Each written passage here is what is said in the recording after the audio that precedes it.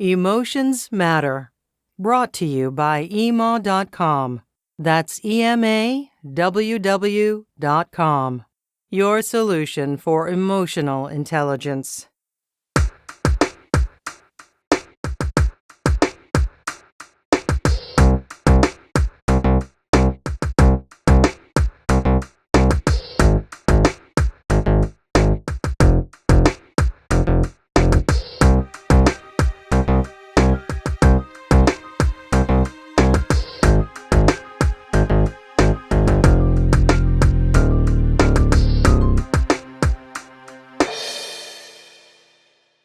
Welcome to Emotions Matter, and to our very special guest today, Miss Betty Adamou.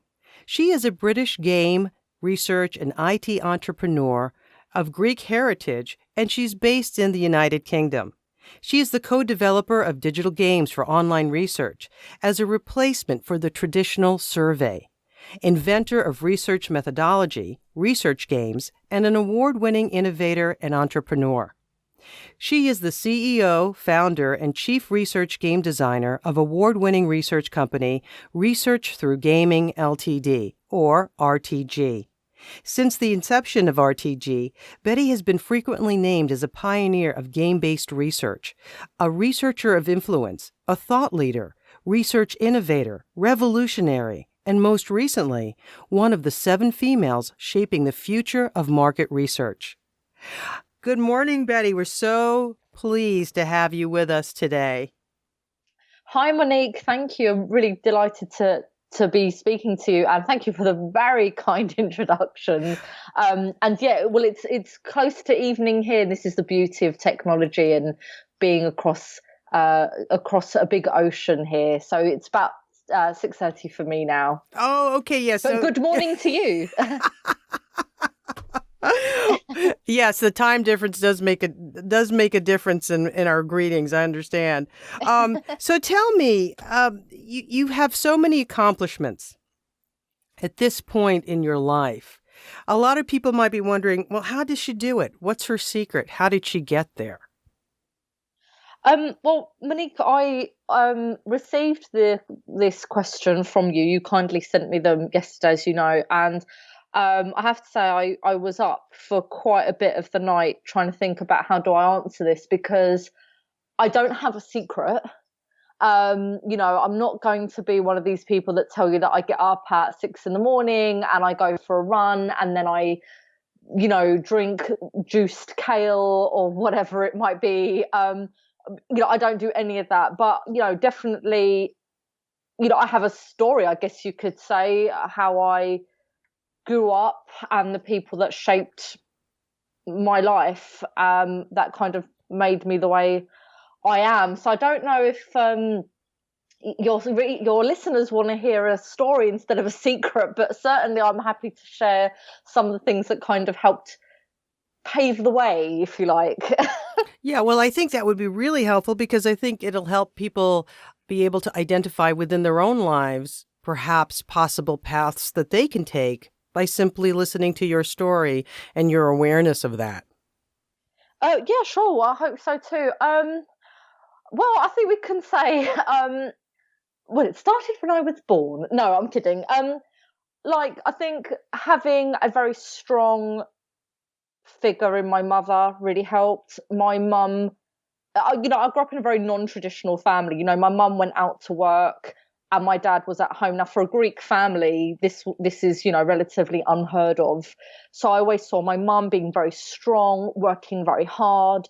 And my mum was always somebody who would say to me, in her very heavy Greek accent that she still has to this day, why do you think that you can't do that? Of course you can do that. These other people, what, do you think they're more clever than you? No, they're just working hard and you can do that as well. So when I actually came to the point where I wanted to start research through gaming, and I was told by industry peers that this is something I should do, I should absolutely start this business, I was terrified, because I was 24 at the time and certainly had never imagined owning and running a research business before. And it was my mum who was very much like, no, you need to do it. But I think also in my younger years growing up, things were not always easy with my family. My parents got divorced when I was young, and I'd moved at that point probably about 15 times and lived with my auntie for a year, and then found myself living on top of a cafe that my friend's mum owned, because, you know, she wanted to kind of, I guess you could say, give me a bit of a sanctuary from things going on in my family. And I remember being in that apartment on top of this cafe, and being at university as well. I was at the London College of Fashion, and I was working and things like that. And I found myself living on my own for the first time in my life on top of this cafe slash kebab shop in this apartment, and just absolutely crying my eyes out, because I just felt really crap and alone. But it was also a really pivotal moment for me, because I decided I would never let anybody have control over my life to the extent where they were making me unhappy, to the extent where I was literally moving house a number of times because of their decisions or lack of decision making.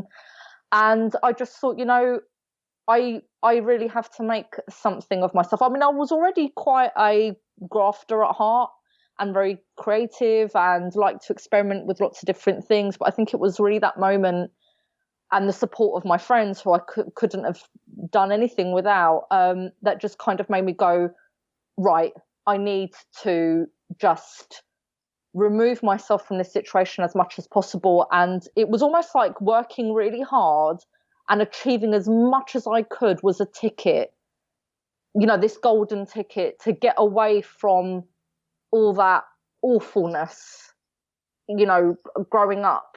You know, and I had like an older cousin and an older friend, you know, these people are still very close to me to this day, who were just brilliant, you know, at saying to me, you know, this is what you should do, and making me believe in myself and go for certain job interviews or experiment with certain things. And, you know, they were such great role models. I mean, this older cousin of mine that I mentioned, she was doing her master's degree while she was pregnant, you know, really inspirational, incredibly hardworking. And my other friend, Maria, you know, grew up as I did in the same area. But, you know, I just saw her defeat so many challenges that are inherent in where we grew up, or inherent in the kind of families that we have, or inherent in the infrastructure of neighborhoods, whatever it might be. And she just did so well for herself. So having these role models around me, in my family, my friends, in even the advisors that I have to this day in my business,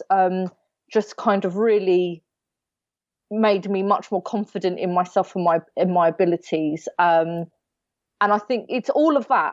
You know, it's not just one thing, right? You know, I wish there was a single secret I could tell people that would probably make this conversation much easier. But I just think it was a lot of things that came around in my life that just made me, can I swear? No, just kind of be like, not. F this, I'm just gonna make something of myself that is completely like 100 degrees separated from anything that could have made me go a completely different way. So it's all of that. Well, you know, in a way, you have revealed your secret through your story, actually, because what I'm hearing here is that you were very. It was the preparation. Let me see if I can rephrase this, and I might have to edit this out. I was writing this down, and now I can't read my own handwriting. What you demonstrated in your story is that if you persevere and you are persistent and you prepare, you can be successful. And that's what it sounds like your experience taught you and encouraged you to do. So that is the secret. Is not just is not just to sit and be stagnant. No. But saying that, I mean, what you're saying, Monique, is absolutely a great summary of that. You know, perseverance is hugely important, you know, working hard, keeping your eye on the prize. But you cannot do that without a physical, in my view at least, a physical place of peace that you can call your sanctuary. And I'm so forever grateful to this friend of mine, her mum, who owned this apartment on top of this kebab shop, coffee shop. Despite that, yeah, I cried my eyes out that first night that I was there. I lived there for 3 years, and those were they were the first truly happy years I'd ever had growing up. It was a sanctuary. I could be creative. I could go home. And it was my place of peace, and I recovered there. And it was therapy. And my friends could come over, and we were at university together, and they would stay around mine for like 4 or 5 days in a row. We'd be sewing together to get our projects done on time and things like that. And it was fun. But if I didn't have that space, I don't know where the catalyst would have been for me to do some of the things I did at those ages. That space was, I didn't even have a TV, right? I loved the silence. I loved going home to my own place, and I graffitied the walls, and I could be artistic and do whatever the hell I wanted. But you need that space. And I think that's sometimes where, it's when I hear some people who are having difficulties in their lives and things like that, often, part of the route to not being able to break free from some of those situations is because they don't have a physical space, a sanctuary to go to, and they feel very stuck in a physical space. And that reflects on them mentally, and this feeling of being trapped. So having that physical space is so important. So if anybody's listening out there and they want to persevere and they want to work hard, but they don't feel like they can because there's certain people around that won't let them do it, or they don't have that physical space to do so, try and find that, because that can do so much good for you mentally. Yes, absolutely. In fact, that brings me to my next question, which is that you are often, considered to come up with some revolutionary ideas, and the question is, how often do these quote eureka moments happen? And it seems to me that your physical space becomes important for that, but where do your ideas tend to come from? Is it when you're in these private sort of sanctuary places, or you're just walking down the street? I mean, what triggers these moments and ideas for you? Where do you get inspired? Oh God, it could be anything and everything. To answer the former part of the question, those eureka moments, if you like. I don't know how many of them are really revolutionary. Some of them are just stupid. But I do have these ideas like every other day where I think, oh my God, it would be so cool if I did that. Oh my God, why don't we do this? And I probably have something like 6 or 7 what could be legitimately successful business ideas, kind of lined up in the background. But then there's other things like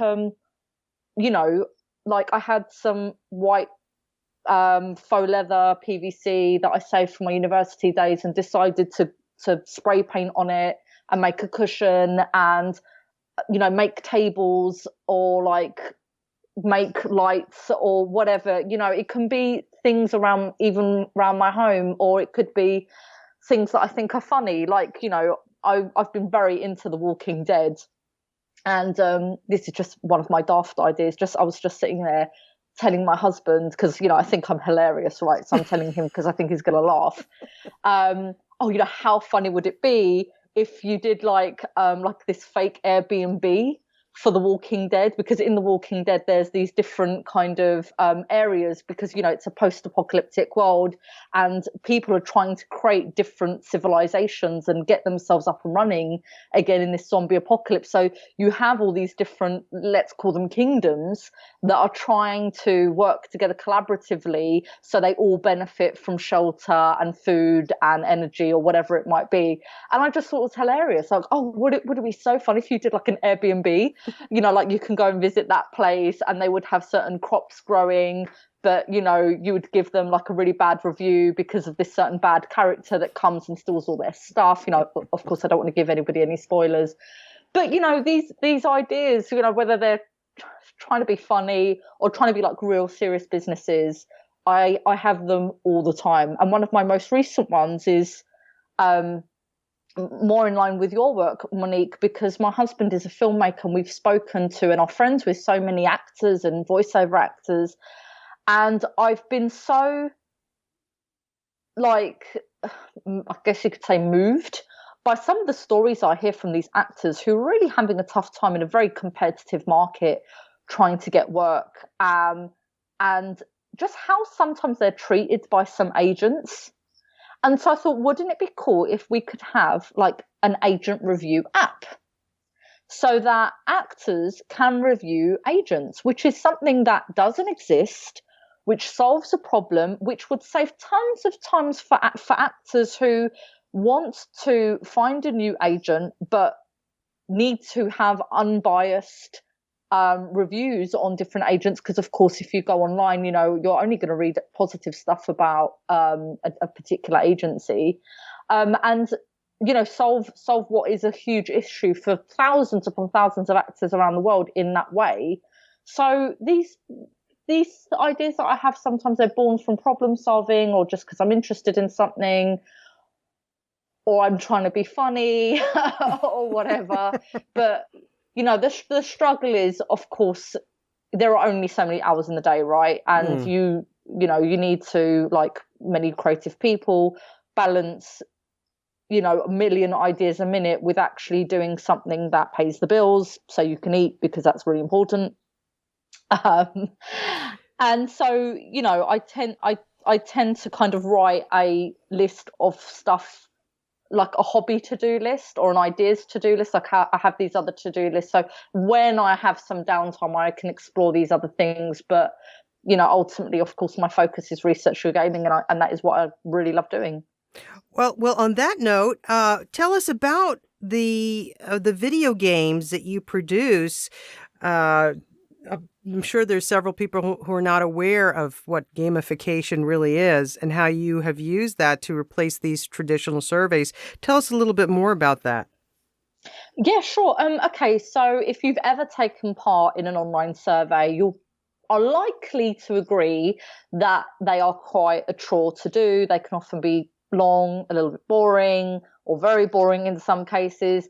And and I use games to make research experiences a lot more fun for the participants, a lot more immersive. And you know, in terms of what my clients benefit from, is they have intrinsically engaged research participants who are much more immersed in the research content. They understand much more about it. They know what is expected of them to respond to, and it's all done in a very kind of design-led manner. So as someone with a design background, I design all the research games. You know, they're all tailor-made, they're all developed from scratch, depending on, you know, my client's research and business needs.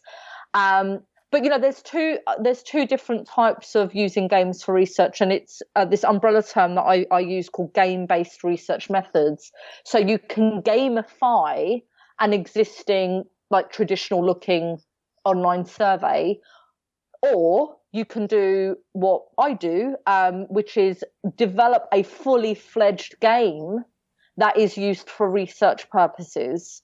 So, you know, gamifying a survey could be things like, you know, adding points or badges to, you know, a normal looking survey, or breaking it down into levels and things like that.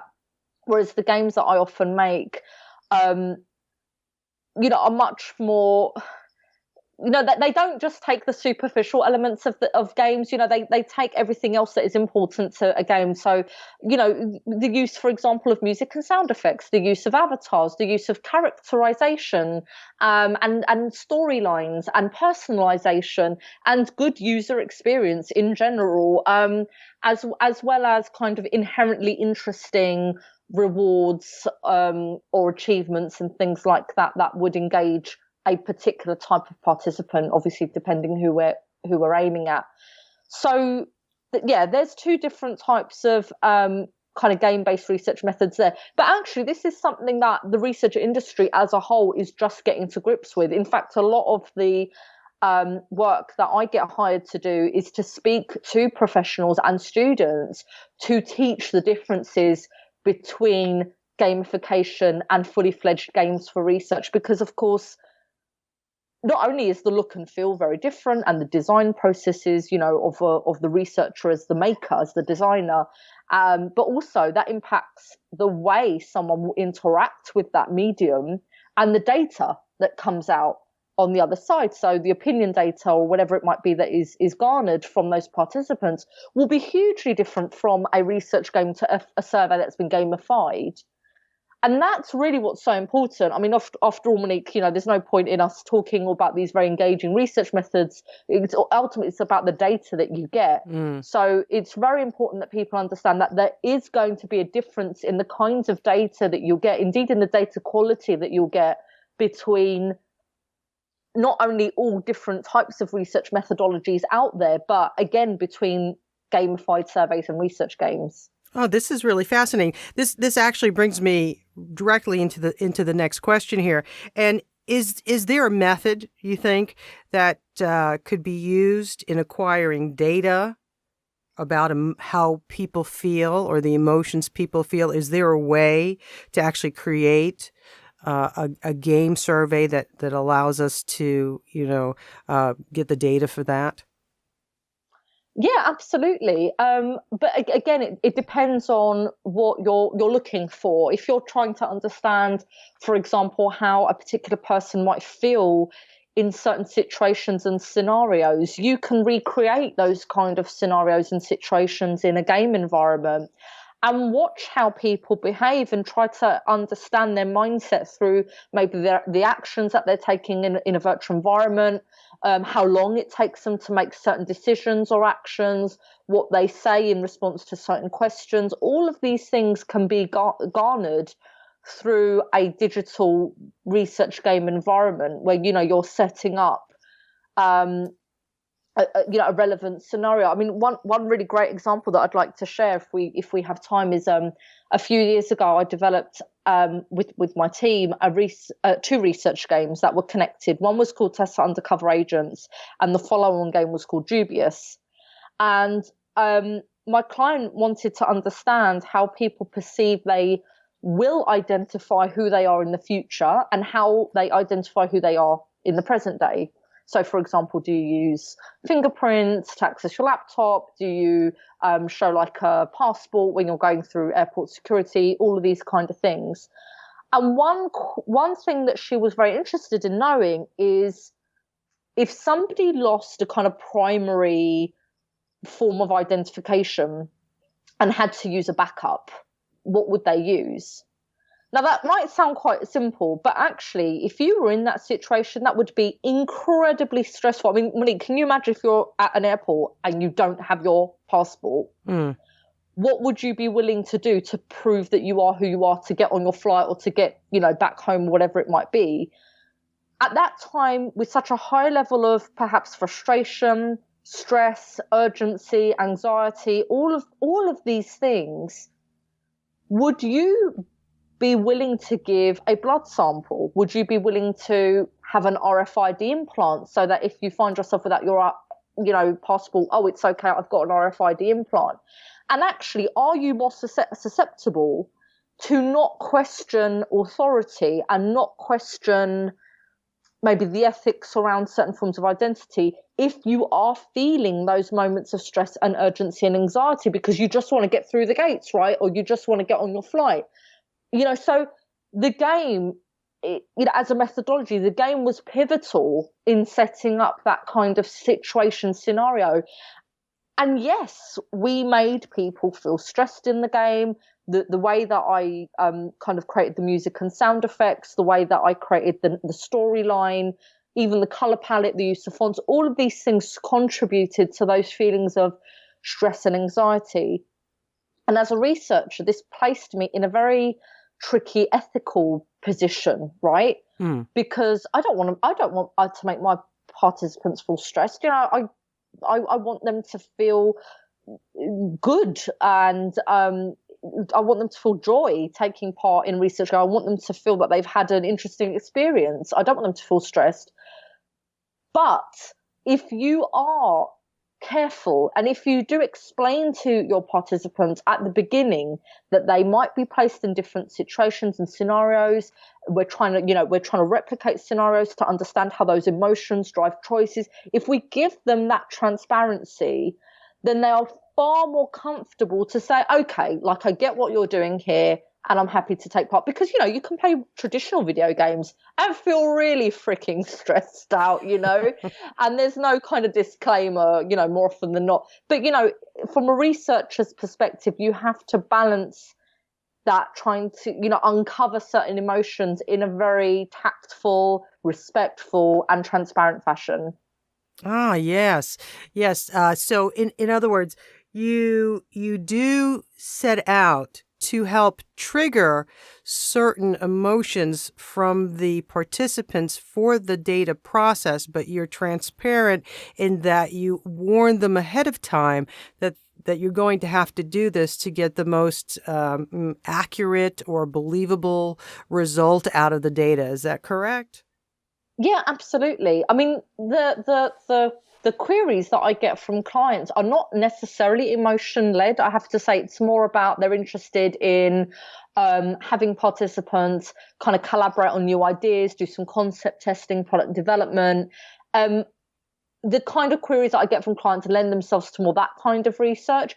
But certainly on the few occasions where I've been requested to, see how emotions drive choices, that transparency is massively important, because if there's no trust, people are just going to close down the window, right? They're not, or the browser, whatever, they're not going to want to play. Oh, good point. Mm-hmm. Yeah. But again, from research perspective, you don't want to let them know what kinds of emotions that they may experience, because you might bias the response. So if they're expecting to feel stressed, they might feel stressed. What is good to do as a researcher is say, you may experience different emotions because there might be different, scenarios or situations put in front of you, and we would like you to, respond to your true opinions and beliefs. So they are prepared for the fact that there might be some different feelings evoked. Would you say, would you be able to characterize the kinds of feelings that tend to be triggered in playing or doing the surveys, or even if you have an opinion or a viewpoint on games themselves? You mentioned something about, frustration earlier to me that sort of symbolized that sense of anger. You said stress, which to me also feels more like fear, oh my gosh, I need to solve this, or I might not get on that plane. And so there's a certain element of fear in there. What other emotions do you think doing the survey would trigger, or even playing games? Well, I mean, firstly, I'm not in any way, shape, or form an emotions expert. There are people who are qualified for that, who have done tons of years of research and development in this area. But what I can say is that it's only been for literally 2 games in the whole 6 years that I've ran RTG where I was, tasked with making the games that I referenced earlier, Tessa and Dubious, where some of the feelings that the participant would potentially feel are kind of feelings of stress. But in all other games, in the rest of the 5.5 years of developing games, the feelings that I see come through from the participants are just these feelings of what I can only describe as joy. They voluntarily take the time to send feedback through at the end of playing the game, and they'll say things like, oh, thank you so much, that was so fun, or that, I've never seen anything like this before, it was so engaging. And they'll be very thankful for being able to take part. I've had people to say that they've learned from the gaming experience, they'd love to do it again. So these really, really positive emotions are coming through that stem all the way from kind of the joy of learning to the joy and intrinsic engagement that comes out of novelty, because they've never seen a survey like this before in their lives, and that's where I'm, for obvious reasons, more comfortable to be with my participants, where they can enjoy the research experience, they can learn something from it, where they want to take part again. But the funny thing is that even in the Tessa Undercover Agents game that I mentioned, where people reported to feel a bit stressed, they still came back and played the second research game, Dubious, that was released 4 months later. And this is the fascinating thing about playing games in general, because you are tasked as the player voluntarily to overcome unnecessary challenges that will tick you off, that will, you'll die 100 times and you'll respawn 100 times. But people continue to play on and replay and replay and replay their favorite games, because there is an inherent joy. And that comes from the fact that well-designed games satisfy our psychological needs. And we have 4 of those. So our psychological needs are mastery, autonomy, relatedness, and purpose.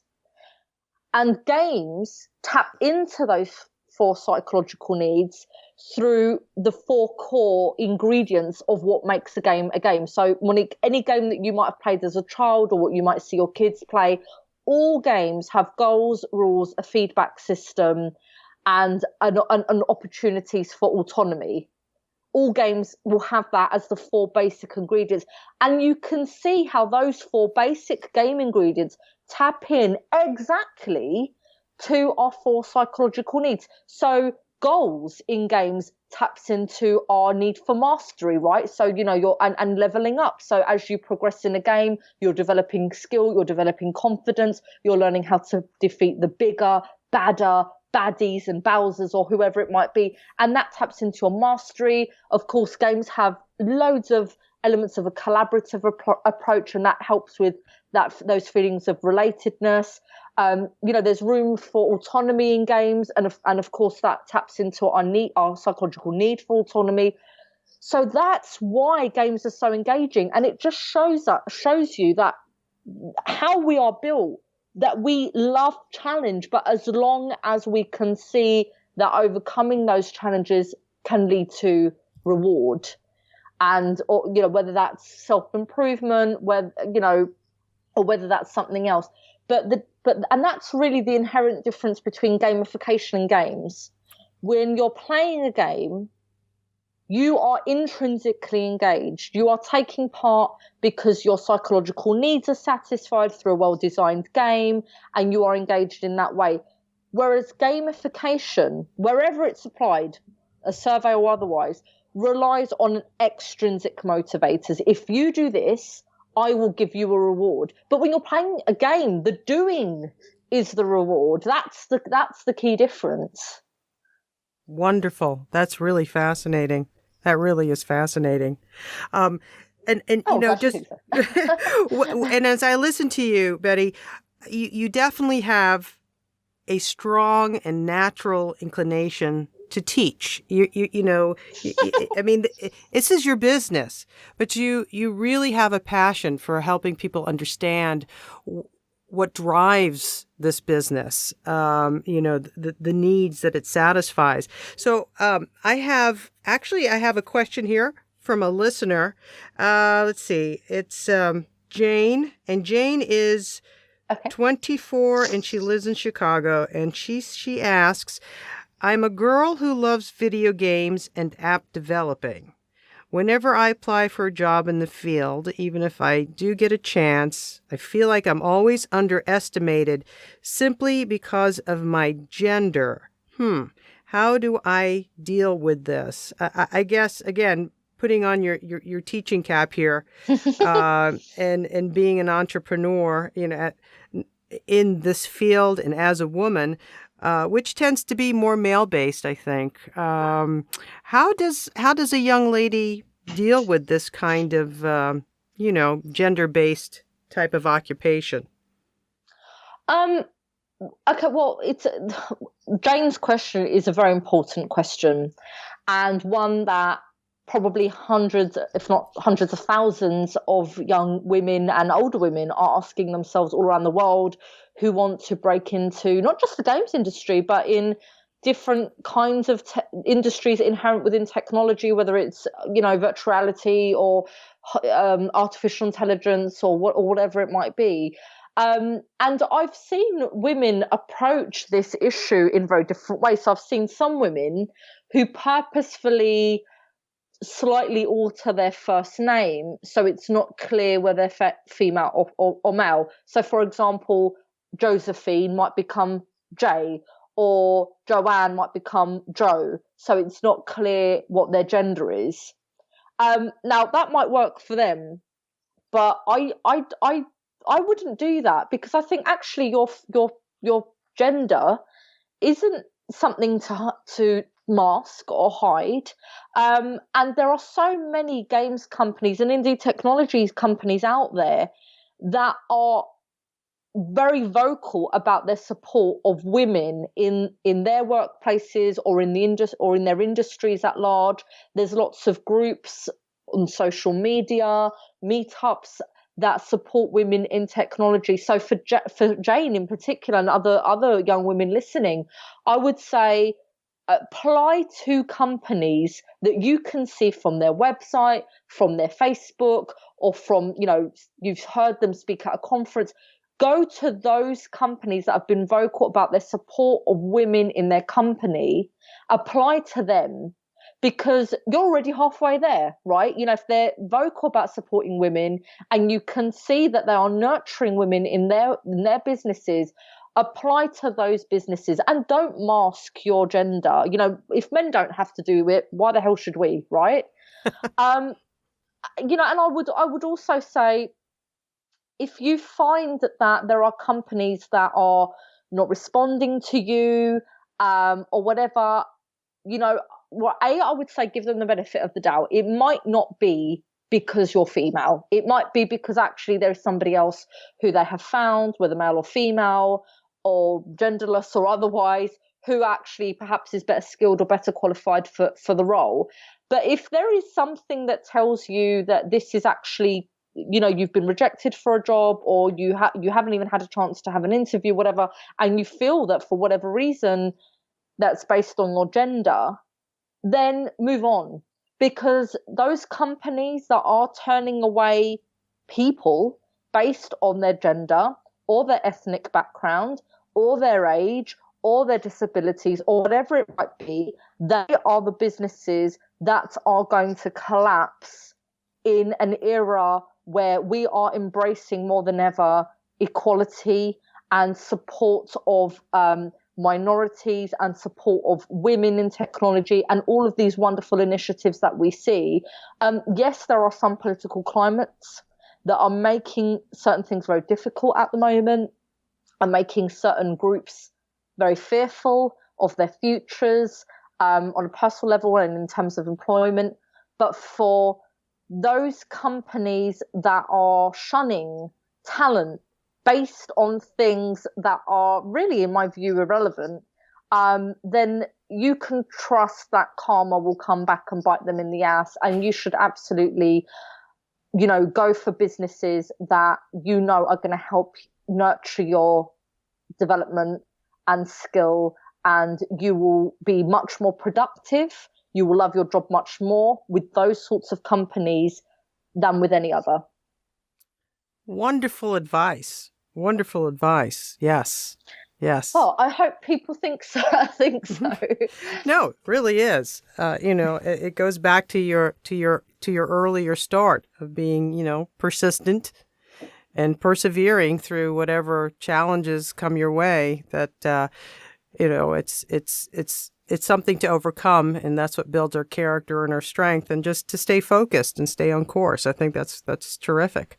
Absolutely. Now, you have this real natural inclination to teaching, and one other question is that I understand that you have some other initiatives, like a teaching entrepreneurship to young children. Can you just tell us a little bit about that, and what inspired you to do that? And, do you have any specific students that you might want to share their story with us? Yeah. I mean, for obvious reasons, I wouldn't be able to name any names of these young children. But, to answer the former part of the question, it's the Young Entrepreneurs Club. And it's a relatively short course. It's a 10-session course that can be done over 6 or even 8 weeks with a secondary school, so a high school. And I've done two young entrepreneur clubs at two different schools in Enfield in North London, which is where I grew up. And there was a multitude of reasons actually for me wanting to do the club. When I was growing up in Enfield in North London, and indeed even when I went to university at the London College of Fashion, which is actually a place where you would think would offer a lot of guidance on being an entrepreneur, being that a lot of fashion designers actually do start off as self-employed and things like that. However, in my education, there was nothing to prepare you for a life of working for yourself. Even things like, how do you write an invoice? Do you need a non-disclosure agreement? What the hell is that? All of these things that are just all new. The moment that you start your own business, it's a barrage of new information. And it's in the climate that we have now, and I'm sure you would feel that it's very much the same in areas of the United States, where this idea that if you go and work for somebody else, that is more stable than working for yourself. Actually, I think that has changed dramatically with so many businesses downsizing and the constantly changing landscape of so many industries. There's a huge amounts of populations around the world being made redundant. So suddenly working for somebody else doesn't look as stable and future-proof as it might have done for previous generations. So I think more people are thinking about working for themselves more now than ever before, because they're seeing that as actually more stable. They have more control. They're not going to make themselves redundant. But how do you do that? So if you are somebody that is going down that route, how do you do that? And also in the area that I grew up in, we are not kids. I was not a kid, and those kids that are there at now, they're not kids who have got parents who are C-level executives. Their parents are not, Richard Branson or whoever. They're just going to your normal state school with normal parents. A lot of these kids are coming from homes where there might be 3 generations living under one roof, and things are very cramped. Parents are very time poor. Parents might not even be around a lot in the home. It might be a single parent family. It might be a case where these kids don't even see any of their parents, or they're living with different members of family. And I grew up, in a place where my parents got divorced, and I moved house, and I was living with my auntie for a year. So I can relate back to this new generation of kids there. And I just thought, like, if I could run a course that taught them different entrepreneurial skills, not only would they see that there are other options for them. It's not just, working for somebody or an apprenticeship, right? Actually, self-employment is a valuable route. Then that might inspire them. And with the addition of me being able to say, hi, Kingsmead School students, I've come to teach you about entrepreneurial skills and entrepreneurial spirit. And I used to sit in that chair. I sat where you sat, so you might see me as somebody with a very long title and awards and all of this, but actually I'm no different to you. I am you. I grew up like you. And I remember in the second school that I did the Entrepreneurs Club in, one of the teachers who worked there, one of the headmasters, his name is Mr. Pieri, he came in at the end of the course to congratulate the students because they had all done very well. And it was at that point, right at the end of this course, that Mr. Pieri and I actually revealed that I went to Kingsmead School, which was just literally a 10-minute walk down the road. And actually, Mr. Pieri used to be my economics teacher.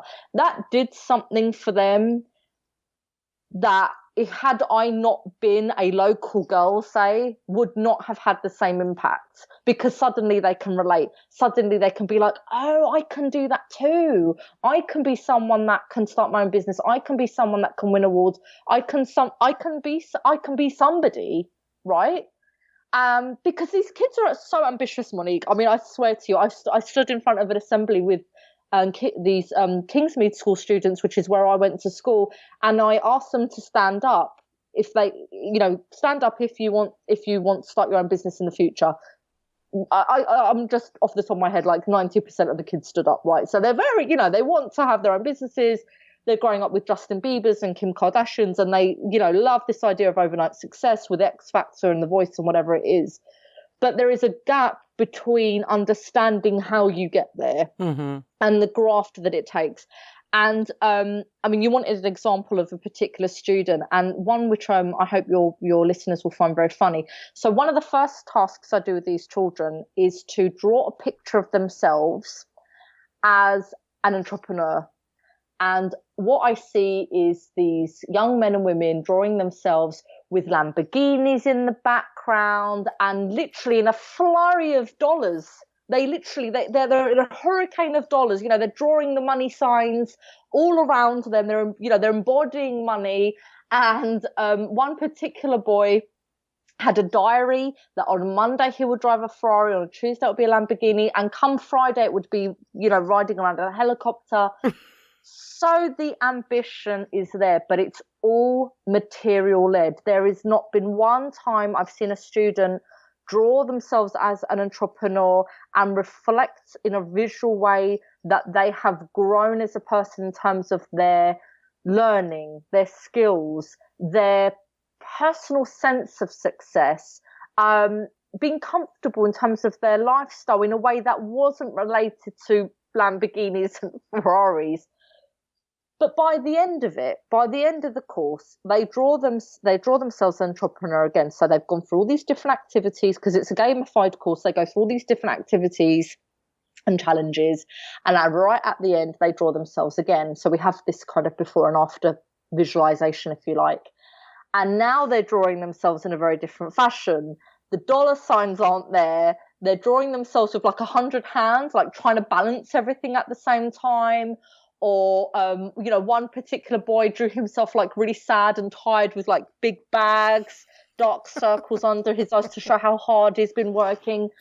But that was great for me to see, because suddenly, just, in a 10-session course, which is like 10 hours, these kids have gone from relating entrepreneurial success with something material and not reflecting in any way, shape or form that there might be some hard work involved. And at the end of it, understanding that there are many things to balance and think about. There is hard work, sacrifices to be made, and they're visualizing that in a very different way, which is important to manage their expectations, because the last thing I'd want them to do is go out into the big bad world thinking that they can start a business, invest a lot of time and money, and then lose out. And actually that would be very detrimental to their lives and very serious and very sad. Wow. So what a fabulous experience that you gave these children. Really I hope priceless. So. Some of them probably hated it, but the majority of the kids, they would say to me, that they really enjoyed it. And, I'd have some comments from parents and teachers as well to say that, that the kids loved it. So I'm hoping to do more with that. Actually, I was speaking to somebody from Enfield Council, somebody who's kind of working the private sector with the council, in the hope that we can bring the Young Entrepreneurs Club to all schools in Enfield. That would be wonderful for me. That would be wonderful. I could see that taking off here in the United States as well. That is a truly valuable asset for our youth to learn. And as somebody who's involved with education, I can tell you that sometimes the light bulb doesn't go off right then and there, but they will have an impact on what you shared with them at some point in their lives, even if they don't realize it right now. That information that you shared with them and taught them is going to be tremendously valuable to them. I hope so. One more question for you. So tell us, boy, gosh, I bet you there's a lot of things going on, but I'm going to ask you to think of what is your next big thing, or what is your next future project ahead of you? Where are you going? What direction are you going in? Okay, well, there's two things that if anybody knows me would know this anyway, but I'm writing a book. This is actually my second attempt at this book, which is rather shameful, which I'm hoping to publish by the end of this year.